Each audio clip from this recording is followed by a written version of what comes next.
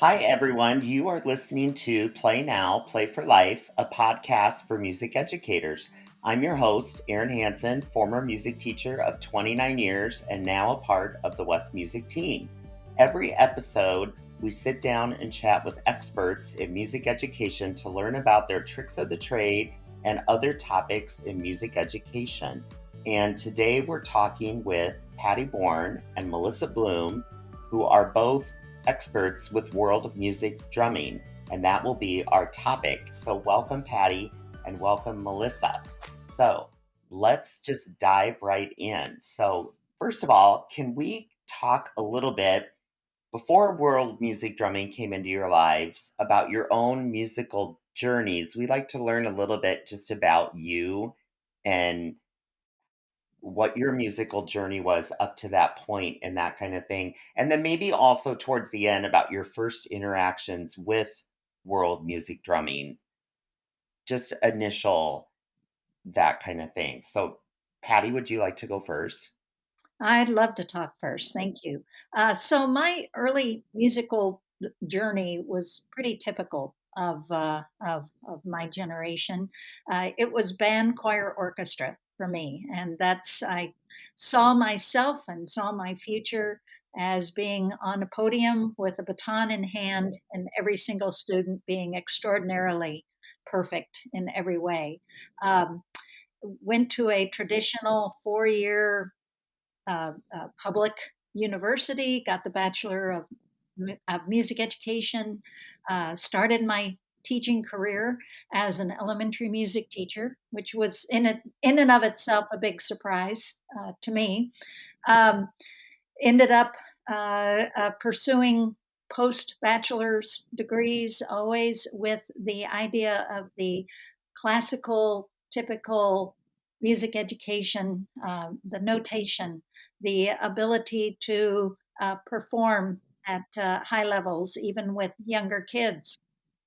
And so, never on my horizon would I have ever seen myself where I am now.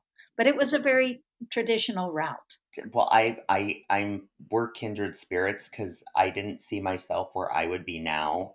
Sure. Either I was going to be a band director and I ended up a general music teacher. And I think so many people, I'm hearing this doing these podcasts, that we all went into music, but we went different pathways along the way, Mm. and you found where you wanted to be. That's right. That's right. When you didn't know initially that's where I wanted to be, but that's where it was. So that's a great answer. Well, what about you, Melissa? So, similar kinds of things. I started playing piano, taking piano lessons when I was 5.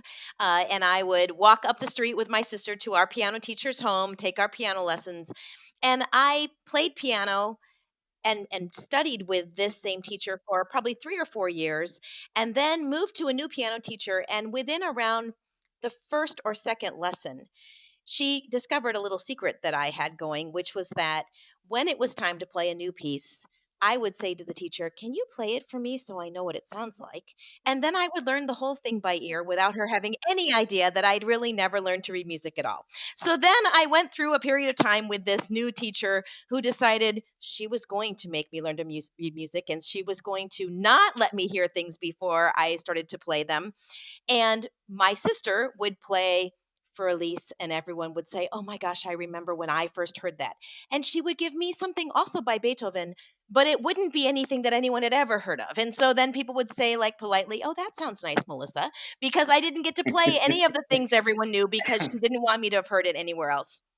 So I got a little discouraged with piano. But along the way, I picked up viola. So that was really my true musical love was viola. And I ended up getting a degree in viola performance and then a K through 12 music certificate, music teaching certificate. And I think like many of us, it was that you could teach anything in music K through 12, which of course is ridiculous. And hopefully, very few people have to end up doing all of those different places. But I remember my music education professor saying, if you start teaching somewhere in Waving Grass, Iowa, you may have to teach band and orchestra and choir and elementary music. So we all got all of that extra stuff in there. So I started off my teaching career teaching orchestra because I was a viola player, at the elementary and middle school levels. And then over time, uh, focused only on middle school orchestra, had a great orchestra program, same idea, all about performance. And then after I had my second daughter, I took a leave of absence and I kind of stumbled into what became one of my major loves in music education, which was early childhood music and movement. And I started teaching early childhood music and movement at West Music.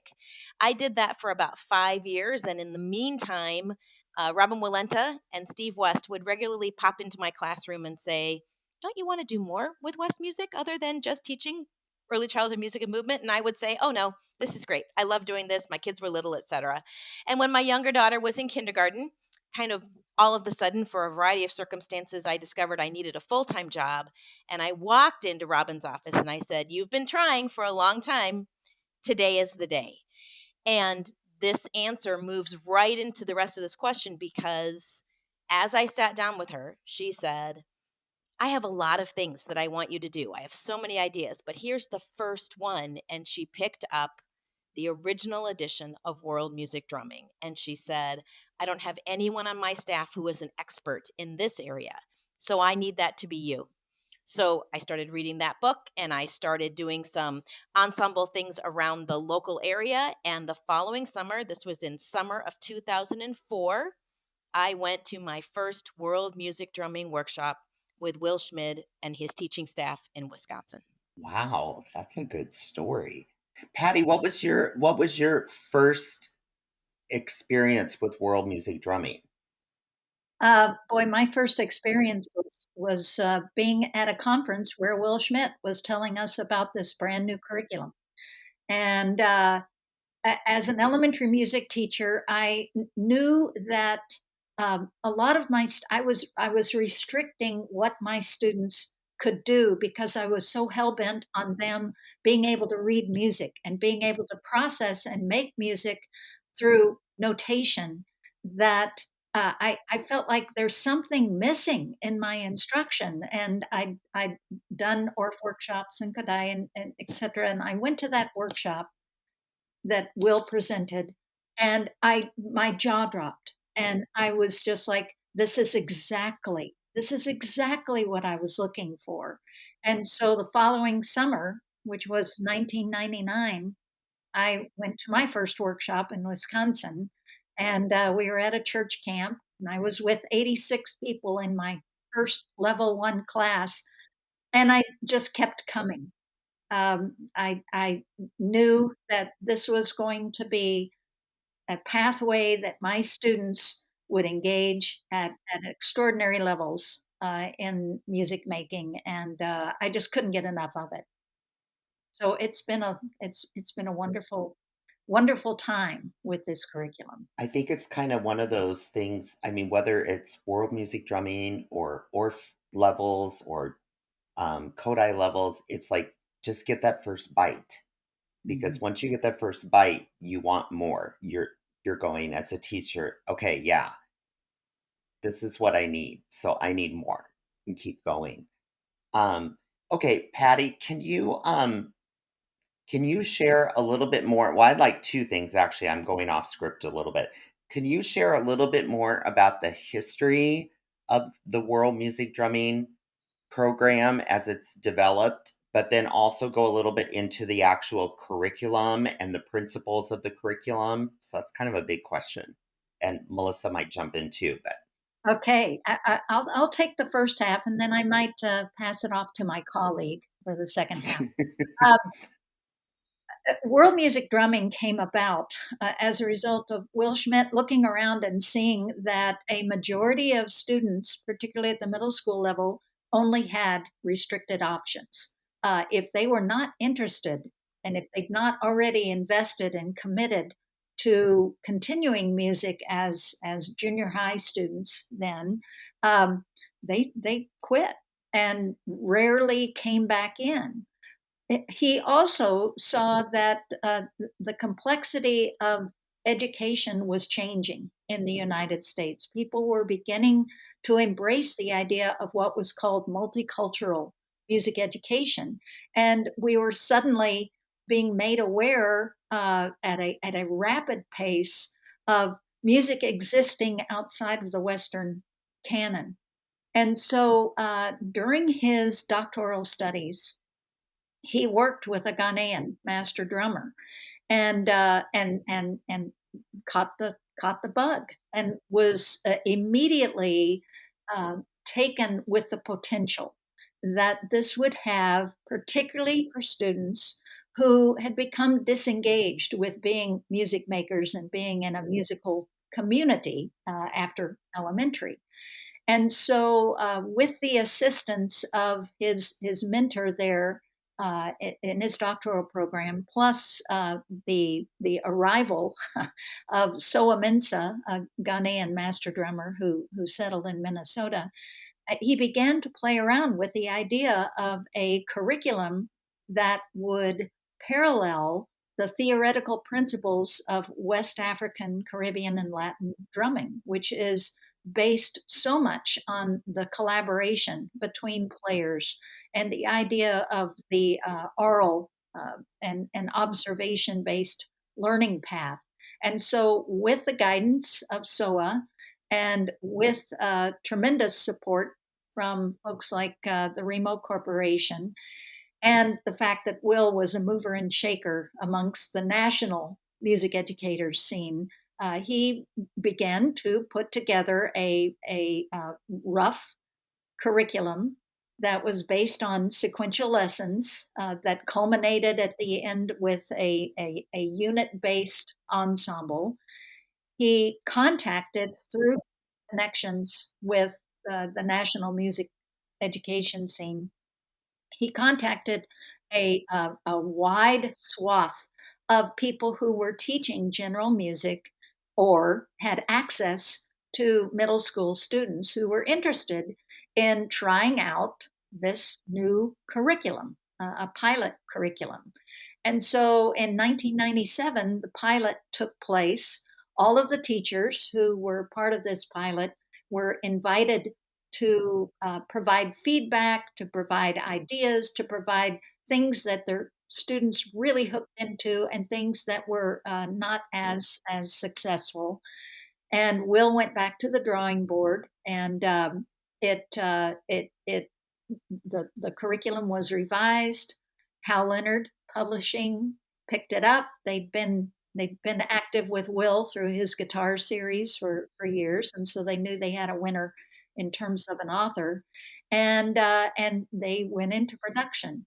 And soon after the first summer of working with those pilot teachers and bringing together SOA plus the pilot teachers, um, the word got around, and it from there went into summer after summer after summer of professional development, all the while Will keeping his ear to what was happening, knowing that an edit would eventually come of the book that would include feedback from massive amounts of teachers who now included the elementary level and the high school level.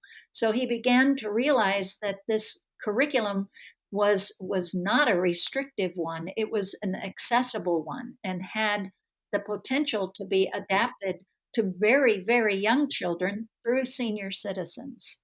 And so it is organic. When I talk to people about the curriculum and say, yes, the author's name was a white Lutheran, classically trained musician, but every bit of this curriculum was written with the guiding eyes of culture bearers and with the eyes of instructors who could see its application and hold true to its objectives. The second part of your question was about the objectives and principles. This is something that when you look at it on the website or when you read it inside the book, uh, what it equals, what it parallels, is just being highly effective, having a vibrant doing based music curriculum where students are not only reaping the benefits of experiencing what it's like to hear quality sounds enmeshed with each other, but also to understand that they can lean on each other, to understand that the community social aspect of music making is what keeps you in it. It's not an isolated event, and the curriculum relies on that it's not a solo act, that we're not in competition with each other. All along the way, you are students and teachers are made aware of cultural references, and it's part of the lessons to understand how does this relate to music making in West Africa or in the Caribbean or in Latin America. And so it isn't a set of ensembles where, the teacher puts up the notation and says, we're going to play this, and here's this part, and here's how you do it. That doesn't work. And that's not the curriculum. That doesn't result in what the objectives are for, for this particular curriculum. Mainly, it is so that students can reap the benefits of building community together, collaborating together, experiencing multiple musical factors. I mean, you don't leave the essence of music content behind by any means, and so that they can become familiar and aware of music culture practices elsewhere, and to value those. Melissa, do you have anything to add on that?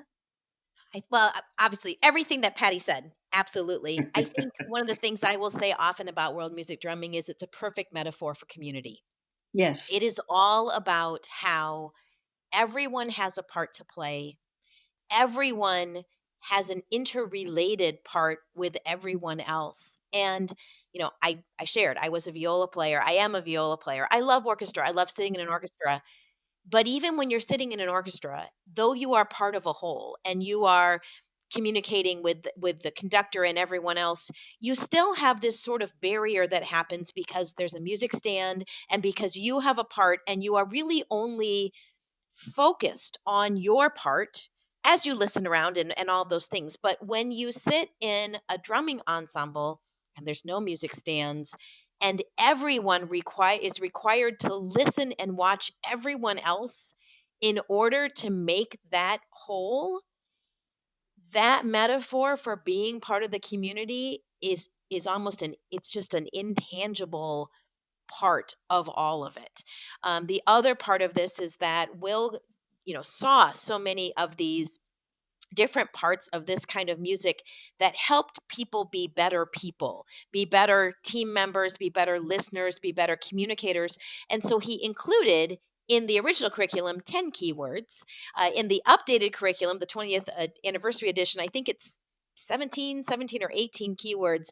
And they are all things about why this kind of playing together makes us better musicians, better community members, better people, better citizens.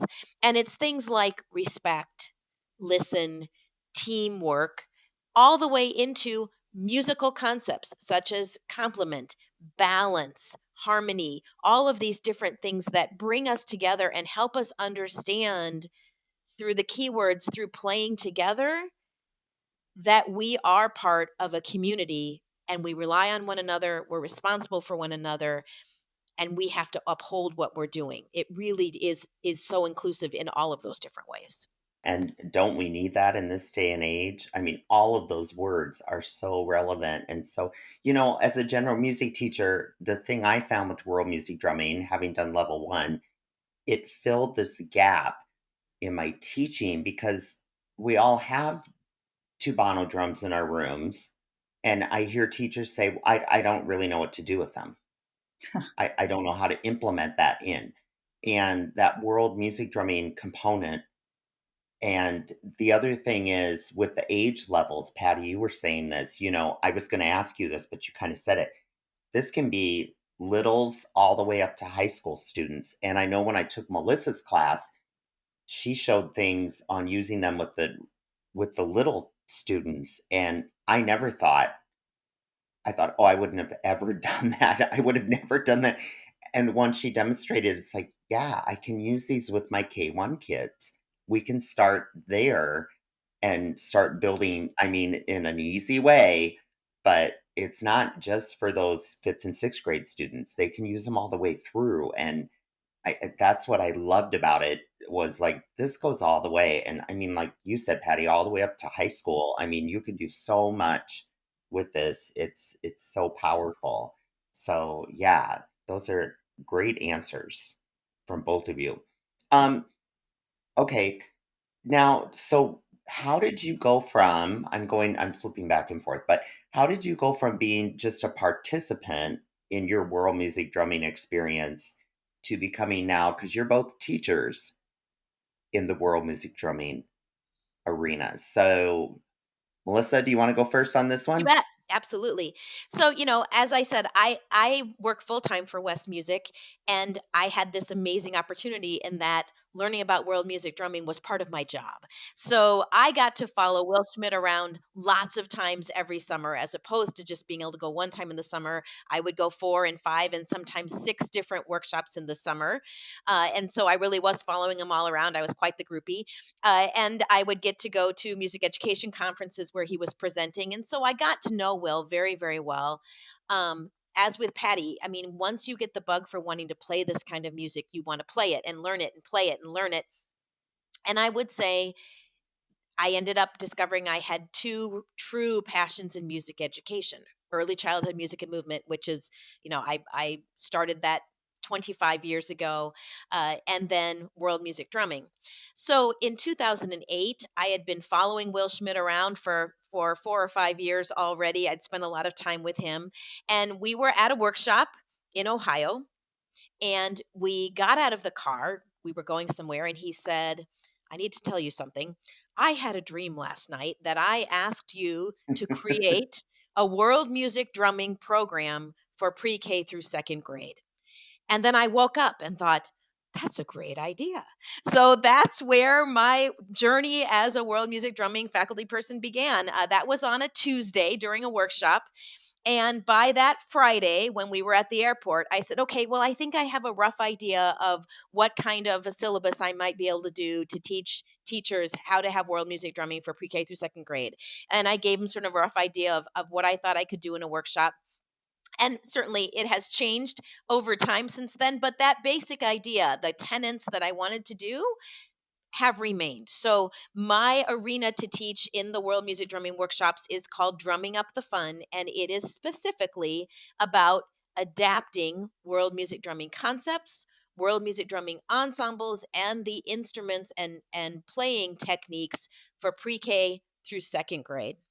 Isn't it funny what we do when we're asked to do something that we weren't planning on doing? It's Right. like, And it's taken over my whole life. Right. but we have these mentor people in our lives. Thank goodness for mentors that say, you know what, you should do this and write this up. And then I think, oh, I hadn't thought about that, but I guess maybe I could do that. And then here it There goes. it becomes. Patty, what are your comments? Well, I was a groupie as well, but was restricted to just one workshop a summer. But I was consistently coming and enjoying repeating my level one experience, and then taking level two and repeating my level two experience, and then doing a level three in New York. And it was 2008, I believe. And Will and I bonded over these horaciously early morning walks. Both of us were early risers, and we like to get out and walk. And so we were out on one of our fast walks, and he said, "Patty, I'd like for you to think about joining us as a faculty member." And it was I was dumbstruck. It was just an amazing out of the blue request, and I said, "Well, I think I'd like that." And that's how it started. My early experiences as a faculty member were pretty rocky, because it was, it was there were things that faculty members did that one would call winging it. To and world music drumming grew, Will knew that we needed a pretty concrete plan. And so as the years progressed, um, he plus the veteran faculty members put together an instructional guide that really helped me grow as a faculty member. And then in 2014, so I'd been a faculty member for about 6 years, but in 2014, um, I I assumed that I was doing a few things that looked and sounded administrative. Maybe it's because I wrote a lot of emails to Will saying, "What do you think about this? And how do you do this? And when it comes to this, how do you do this?" That he and Anne, his wife and partner in crime, asked if I would take over as assistant or take on the role of assistant director. And he flew out to Washington to ask in person. So that too was extremely flattering, and I said yes to that. And then 4 years later, we were in a position where um, the health of both Will and Anne were severely compromised, and that's when we established a company to continue the world music drumming workshops after their passing, and that was in 2000, the summer of 2018. So would you say that initially he kind of handpicked the first batch of teachers and then it's just expanded from there? Without a Is doubt. that kind of correct? Oh, it Absolutely. was the Will Schmidt show. Yeah, he picked, Okay. he handpicked the faculty that he wanted, and was our leader without a doubt. Um, and it's not an we don't operate from an application base. We don't open an applicant pool and say apply to be a faculty member for world music drumming. It's an incredibly tight group of collaborators and when Melissa was talking about community, analogous for community, well, that's how the faculty is. We're a fairly tight community, and um, expanding the faculty comes as a result of Will's process, which is let's see if you're really interested in this. Let's see if this is your thing. If we see you, if we hear you, if we notice your leadership, then we're going to have eyes on you. How many do you have on faculty now? Yeah, we have 14 on faculty. Okay. That's amazing. That's great. Okay. Two two are international, and the rest are U.S. citizens all over the United States. Wow. And how many, well, I'm just jumping around. How many courses are offered in a particular summer? So there are several different courses you can take as part of the world music drumming umbrella. There are the core, level 1, that's where everyone begins. Well, for the most part. Level 1, which is truly about learning and understanding that original world music drumming curriculum, the 7 units of study. And then there's level 2. Level 2 is a review of those core areas, especially some of the later ensembles that are a little more complex, that we don't necessarily have as much time to cover in level 1. And at the same time, level 2 starts to introduce participants to more of the authentic West African and Caribbean styles of playing ensembles. Really encourages those participants to maybe stretch their ears a little more, to get into a little more of their discomfort zone in order to learn more about becoming better players, better understanding of the different cultural areas within this playing genre. And then level 3 truly becomes it's about your own growth in this path of Afro-Cuban hand drumming tradition. So if you discover you are someone who has decided you're going to take level 3, I mean, as one of our faculty members so always says, you're never going to plan to come to level 3 one time. Once you come to level 3, you're coming back because you have realized that you want to keep learning more and more and more. And one of the things I think that is a surprise to many teachers when they first come is it is maybe the tip of an iceberg to even go to level 3. That the vast, huge amount of learning and knowledge and music that is there under the surface will only ever scratch that, even with years and years of attending. So there's so much more to learn. So that's those core level 1, level 2, level 3. Then there are some auxiliary courses. The course I teach, Drumming Up the Fun, is one of those. You do not need to have gone to the core to come Drumming Up the Fun. And I'd say about half the people that I have in those classes start with Drumming Up the Fun, maybe based on the fact that they only teach in an early childhood setting or that's where they want to begin. And about half have taken level 1, sometimes level 2, sometimes level 3. And then there's another one called Kids Choir and Drums, and that is taught by Lynn Brinkmeyer. And it is about combining world music drumming with octavos and other choir pieces for that upper elementary range. So those are all the different courses that are offered, as well as Patty's gonna have to jump in on a title for me.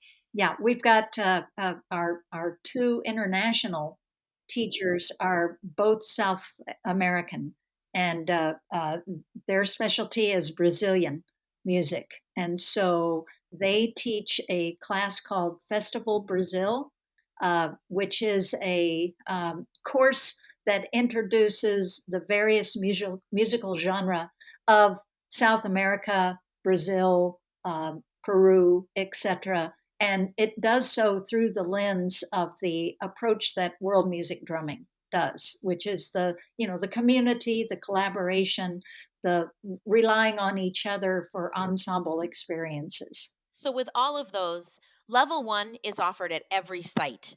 That's that constant that's there. And then these other courses, some of them are offered at various different places. Level 3 is only offered in the Cedar Rapids location. This summer, Drumming Up the Fun will be at the Atlanta location. And Patty, remind me, there's 10, 12 sites this summer? 12 sites. So Yeah. 12 different sites. Worldmusicdrumming.com is your friend to find where you want to go, where your friends want to go. Bring it, make it a party, and see which classes are offered where, and to know what to come to. Well, and just to clarify to people too, because this question always comes up with ORF courses and Kodai courses, you don't have to be a member of any kind of organization experience level. You can sign up for level 1 and take that anywhere, and you're welcome. Absolutely, yeah. The prerequisite is that you want to come. That's awesome. That's awesome. Let's talk a little bit about some of the resource materials that World Music Drumming offers. I know you offer multiple things, whether they're printed materials or maybe online materials, downloads, all that kind of thing. Does somebody want to talk a little bit about that? And I don't know who to throw this one to. Gonna I, push I'm, that to I'm going to Patty. pass it. Oh, uh, you Oh, you're both passing it to each know other. what? I will take it. I will start it, and then Patty will jump in. How about that? That sounds So good. the core curriculum, World Music Drumming 20th Anniversary Edition, is a book. It is online resources, it is downloadable tracks, it is videos, it is all kinds of things. So by purchasing that printed piece, you get a unique download code that you can then go and get um, worksheets that are extra reference materials. There are activities for kids to break apart into small groups and do a various kinds of assessment. There are rubrics for teachers to use there, all kinds of resources, as well as amazing videos from a trip that Will Schmidt and his wife took to Ghana so that it helps kids understand what the culture is like when you see drumming happening in West Africa. As those were recorded, there are so many different resources within that digital download that it's like you end up with a whole community there to help you even with your book. And if you combine that resource with taking a workshop, you will have more material than you can possibly explore over a several year period of time. Of course, because people loved the work that Will was doing, they asked for more and more and more. So there are supplemental resources as well. We fondly refer to them as the Red Book and the Green Book because the least creative part of world music drumming are the titles. So there is what's called world music drumming, more ensembles and songs, or new ensembles and songs. And then there is world music drumming, more new ensembles and songs. And then through that, there were some additional expansions. There is Peanut Butter Jam, there's Global Grooves, there is Beatbox. All of those are additional resources that are in that world music drumming umbrella, as well as many of the different faculty members have written materials that use those same concepts and bring in classroom materials and all kinds of other areas in there. So those basic resources that are part of that. And then, there's a lot of community and learning that comes through being part of the World Music Drumming workshops, the website and social media areas that Patty oversees.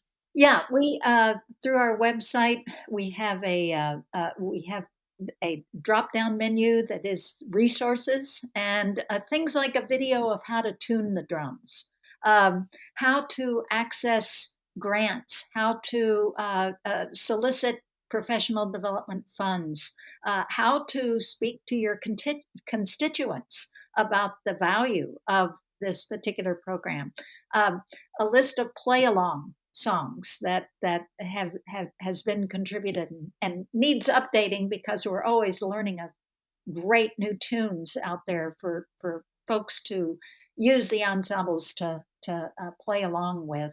And so that's all on the website. And then we maintain a public Facebook page as well as a group uh, Facebook page. And many of our 6,000 plus members in the Facebook page, the group site, contribute ideas and videos and insights and ahas and questions, and it's a very vibrant community and way to stay connected, particularly between workshops and getting ideas and such. Well, and I will say teaching ensembles to my kids, and I'm not big into pop music, but the song lists that you provide on your website, these go with ensemble 1. They work well. These work well with ensemble 2. I mean, once I've taught the ensembles and we've done what we were going to do with them, it was so fun to pull that music in and they're like, "Oh my gosh, we can play this with this song. This is really cool." Yeah.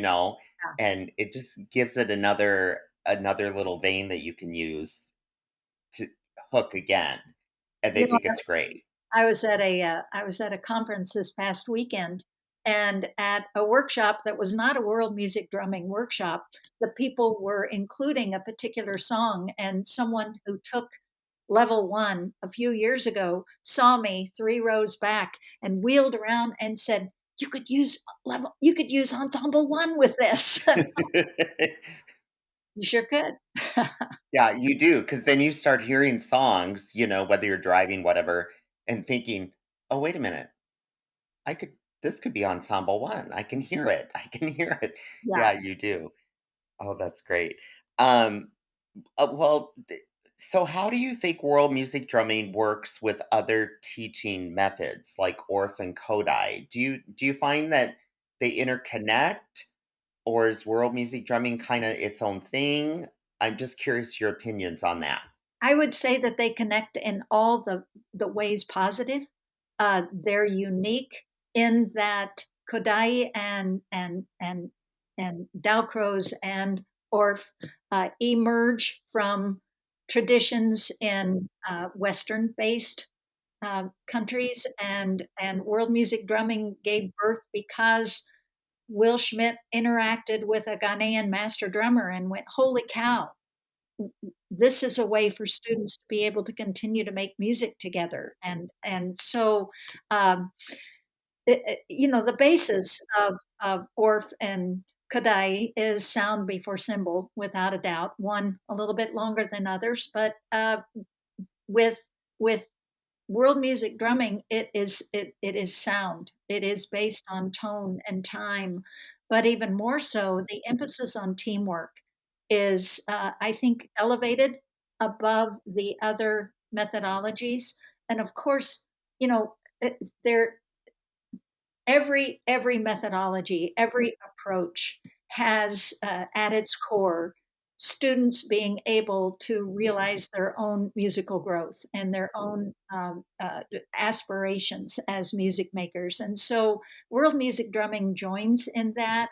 Our pathway to doing that is a bit more rooted in playing techniques that uh, uh, that because the parts fit together and are nurtured by each other, that that playing technique is emphasized, not to sacrifice any part of the long-term pedagogical benefits, but whereas the ORF methodology will work with the creative music making, the voice of the learner, and Kodai, the emphasis on the quality singing, etc.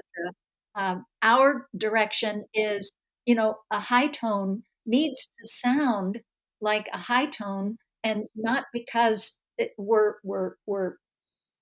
perfectionist, but because that tone speaks. It has a purpose. It has a it communicates something in the culture that it's from, and so in that way, we're unique.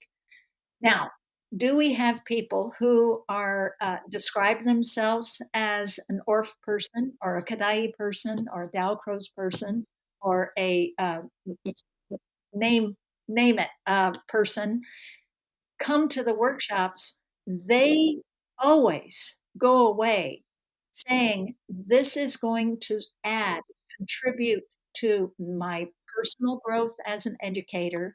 It's going to contribute to the pathways that my students use for music making. I see its benefit. I know that it has tremendous effect in the classroom. And so we don't have people coming from those traditions and saying, nope, not for me. It's usually the opposite.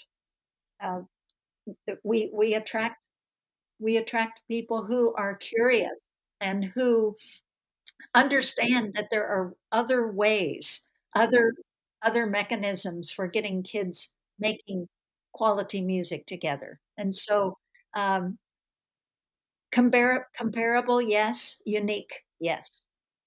I will also say that I think so many people think when they're coming to world music drumming that it's going to be something completely different than other areas that they've already worked through. And I think in particular, those who have any of their ORF levels find it is highly complementary, that we are very process based, that there's a lot of very similar teaching techniques, that those two areas can be combined so beautifully, and you don't lose anything in either of them. If anything, you gain as you combine those.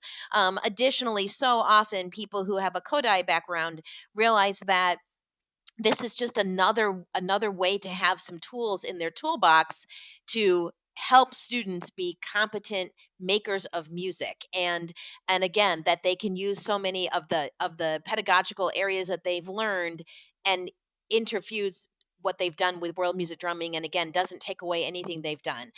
One of our faculty members, actually two of our faculty members, but in particular Michael Checo, has a very extensive Kodai background. And he has said world music drumming made him such a better Kodai instructor. And being a Kodai instructor made him better at teaching world music drumming. So there are absolutely complementary aspects to all of these different pedagogical approaches.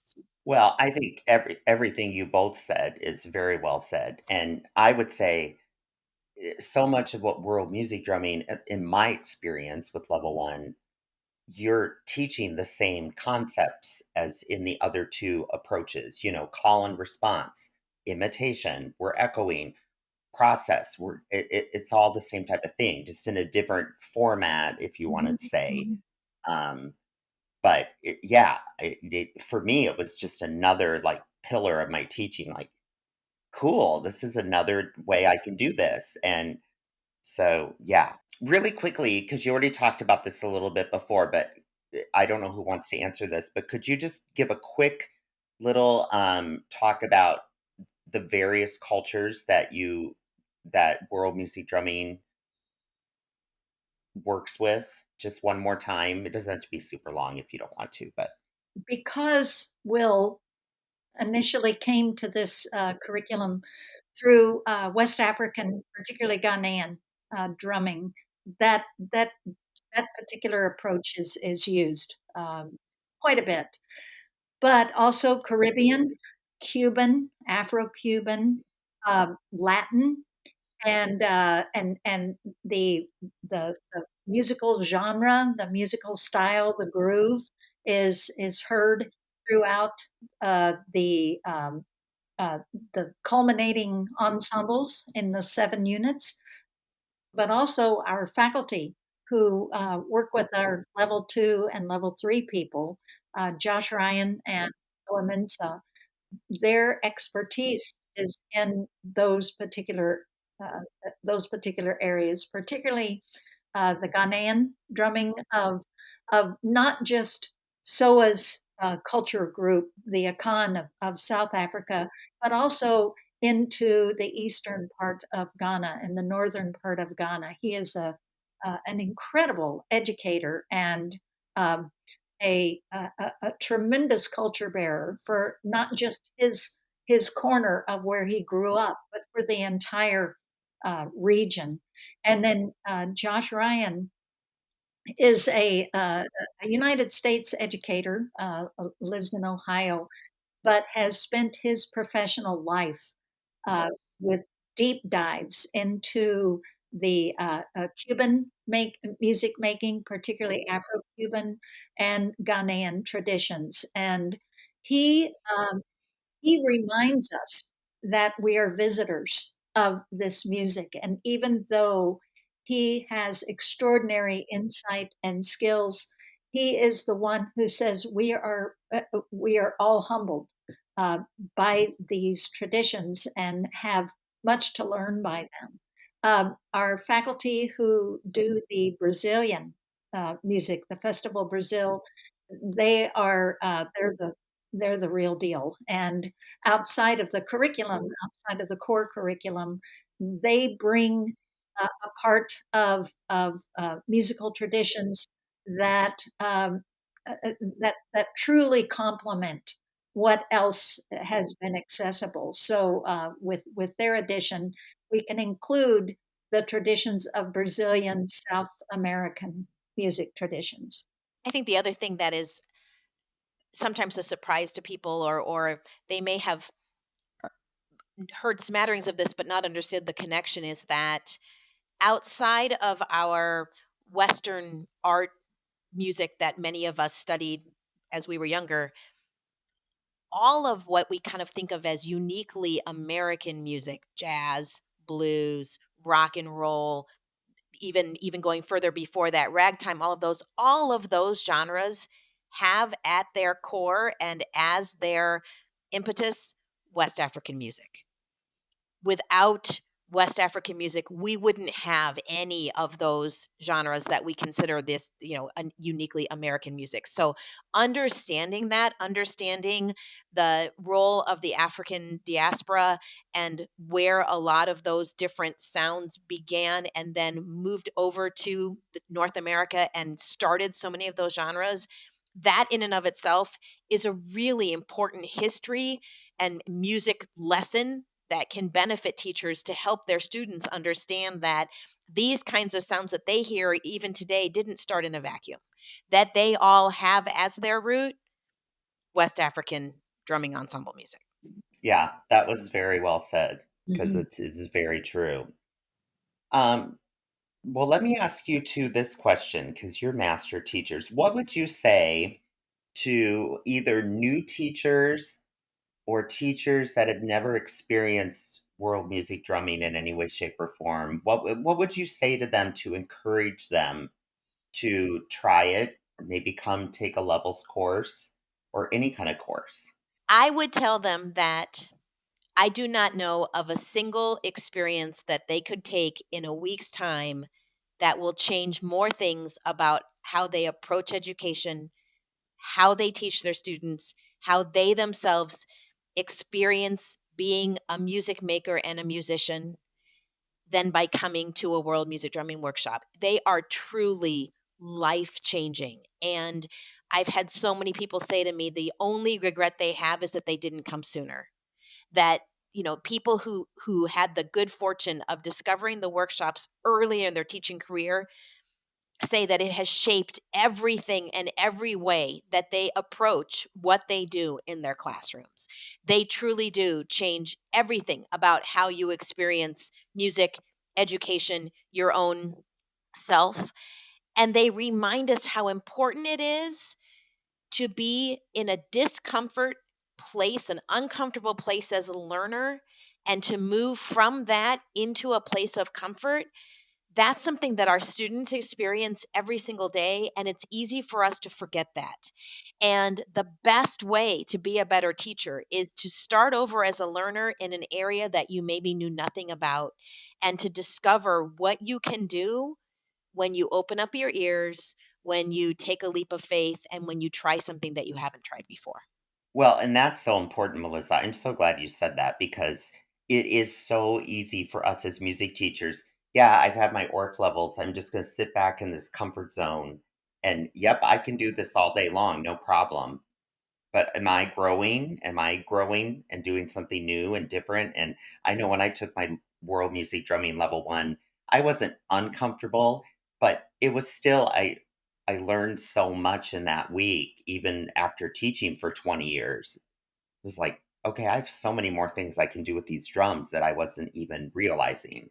And it just added so much to my personal teaching that, yeah, I love what you said. Well, as to say, Will Schmid used to, kind of tongue in cheek, kind of not, refer to most of us who took those workshops as paper trained musicians, right? Hand me the piece of paper with the black dots on it and I can play. And to challenge yourself to not have that notation, to not have those different places, and to show yourself, prove to yourself that you can learn in a different way, take in that information, and like I said, to really stretch your ears, learn different kinds of sounds. Those things are magical in how people experience the workshops. Ditto with everything Melissa said. So benefits to the teachers, but I'd like to go one step further and talk about benefiting their students. That particularly now, um, boy, do we need students to lean on each other and to experience ways to be together in a music classroom that is supportive of each other, that relies on each other, that relies on the different sounds and the different components of what a musical experience relies on. But more than that, the ability for students to grow in their self-management skills, their self-regulation skills, their leadership skills, their ability to focus and to seek to replicate and imitate and then guide new experiences. That does not happen in a class that is one-sided where the teacher knows all. It only happens in classrooms where the teacher takes on the role of facilitator and sharer and model so that students then can aspire to create and to participate and to be able to bring about experiences that blow your mind as a teacher. You cannot believe what students have the capacity to do when the sheet isn't there telling them what to do. And so, absolutely, it's a game changer for the individual teacher, but the game changing comes when they apply it in the classroom, without a doubt. Okay, let me ask this final question. This is a big one, but what has world music drumming meant to you as both a teacher and a musician and a person? I would say, I mean, so many parts of who I am are there because of world music drumming. From a personal standpoint, and many people know this about me, so not news to many people, but if you don't know me, I met my husband through world music drumming, so of course that's a huge part of that. My daughter started going to world music drumming workshops with me when she was 9 years old, because I needed to bring her along, and she started taking them then. At 9 years old, she took level one. She took it again when she was 10. By 11, she thought she could maybe take level two. By the time she was 14, she was taking level three. And she is now a high school choir director and infuses world music drumming with her high school performing students, and they do incredible things. She spent time in Ghana when she was in college, and she continues to teach using world music drumming concepts and to come to our workshops. So we truly are a world music drumming family through and through. She got married in November, and so Amenza came and participated in her ceremony, and friends of ours from World Music Drumming accompanied singing from World Music Drumming as part of that ceremony. So truly, from a personal standpoint, it's part of everything that I do. Professionally, some of my greatest friends and contacts all around the country are people that I met through world music drumming. It really is a community, and once you're in, you found your people, and they stay around and find each other at various different places, and we talk about how we have been able to impact students. And then as a musician, it truly does, I think most of us have become music teachers because music came naturally to us. And so again, that experience of maybe trying something that isn't the way we usually learned, or is very different from how we might have been trained in our Western music ways, which of course isn't to say there's anything wrong with Western music ways. I will always be a viola player who loves to sit in an orchestra, but it's not the only way. And that's really what we're trying to say, is that we don't want people to give up all the great things that they're already doing in their classroom, but this is something that you can add that will just add even more to it. And especially for students who may struggle with some of those traditional performance areas. Will Schmid, all those years ago, discovered that kids who might otherwise fall through the cracks in our traditional music programs might become the school leaders in world music drumming. So it really does impact the way I interact with people, the way I teach, the way I lead, and what I love to do every summer still. Well, back to your personal part, the first part you shared, it becomes another family. It does. Absolutely. Because I know with Absolutely. my OR friends, every year at the conference, we say the family reunion is coming up because we Exactly. get to see everybody, and that's our time together, and it's so meaningful. But I love hearing about your daughter and the wedding and all that because that is very personal, and so it's very true. I mean, that's very close to your heart. We have so many retired teachers who still come back for workshops, and they will say, "I don't have any reason to come except to be here and make this music with each other." Yes, yes, they do. They do. Patty, what do you think?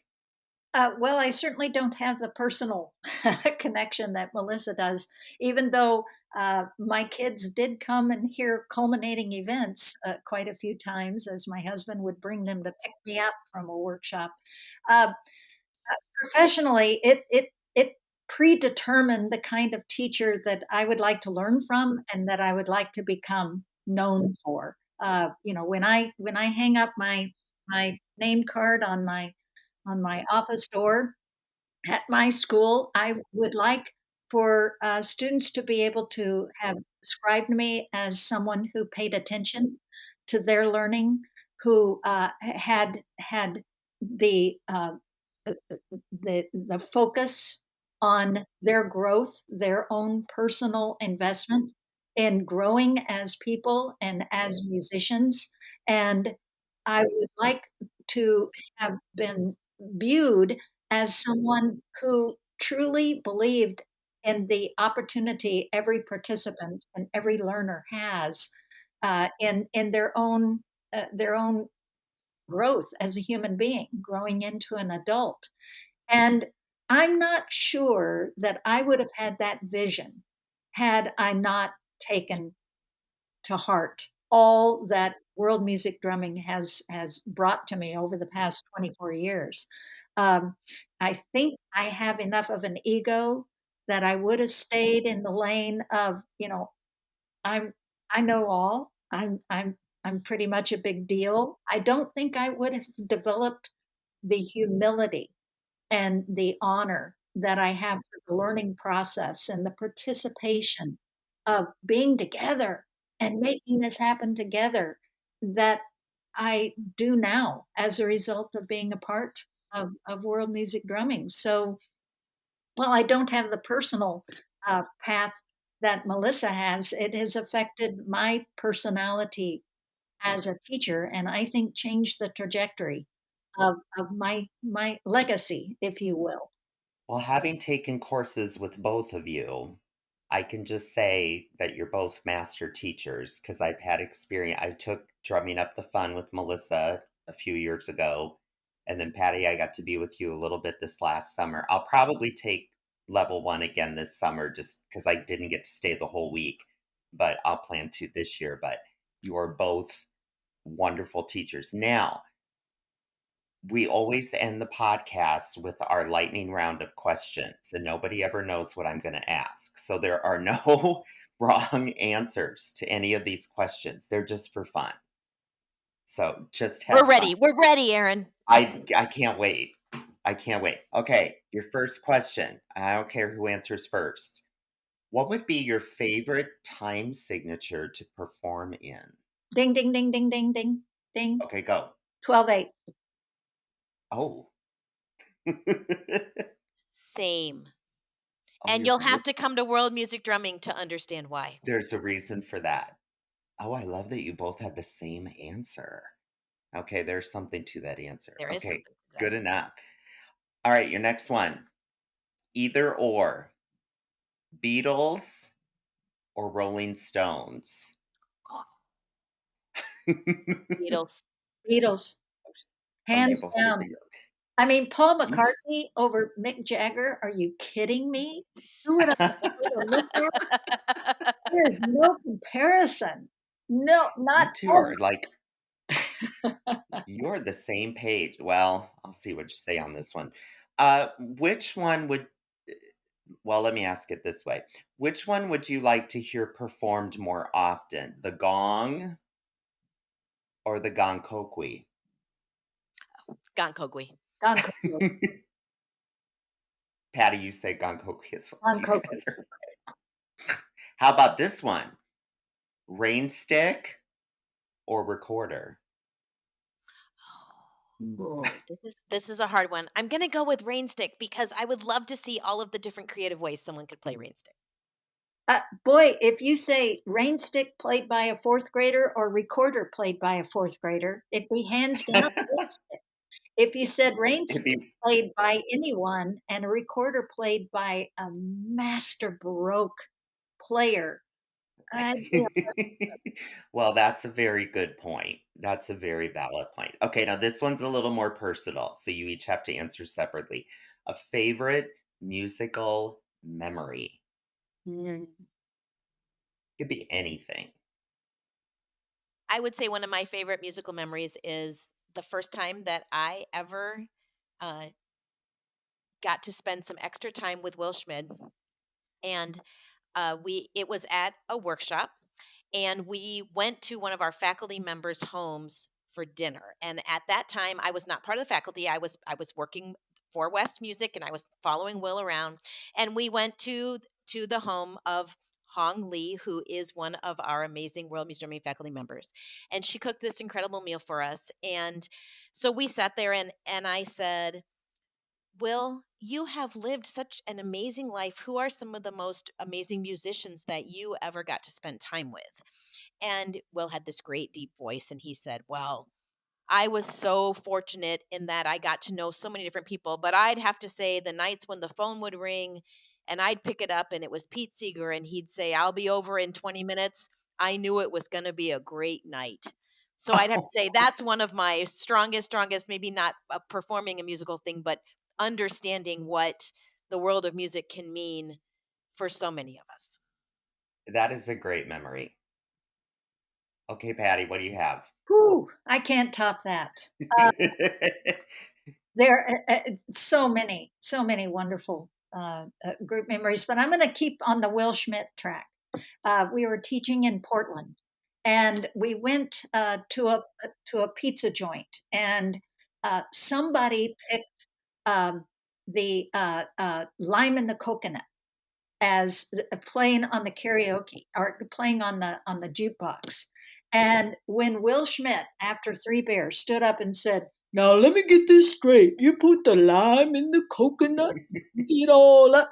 The entire restaurant, whether they knew him or not, was absolutely taken. And just that when Melissa was talking about Will's deep voice and that description, the man knew how to live, enjoy, and it was on all the time. He just loved life and loved seeing people live to their fullest. And so that memory just shot into my brain. Let me get this straight. You put the lime in the coconut.